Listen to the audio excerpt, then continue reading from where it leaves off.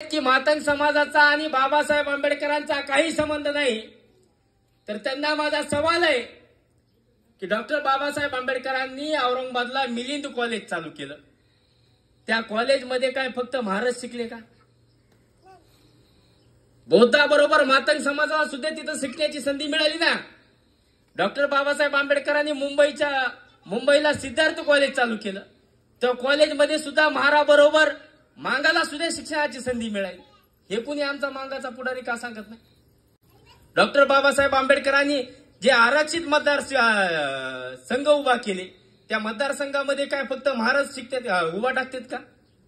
जे खासदार, आमदार, जे जिल्हा परिषद सदस्य आरक्षित मतदारसंघातून होतात ना, एससी साठी राखीव असं मध्ये, तिथं फक्त काय बौद्ध थांबतात का?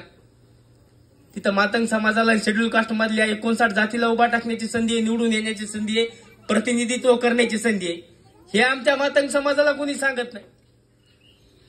डॉक्टर बाबासाहेब आंबेडकरांनी 14 दलित विद्यार्थी परदेशामध्ये पाठवले शिक्षणासाठी. त्या 14 दलित विद्यार्थ्यांमध्ये मातंग समाजाचा एक आवळे नावाचा विद्यार्थी होता. हे मातंग समाजाला कोणी सांगत नाही. अण्णाभाऊ साठेची बुद्धाची शपथ आम्हाला काय सांगते?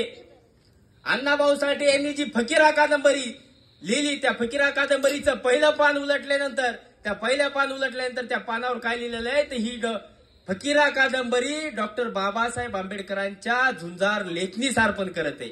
मग अण्णाभाऊ साठे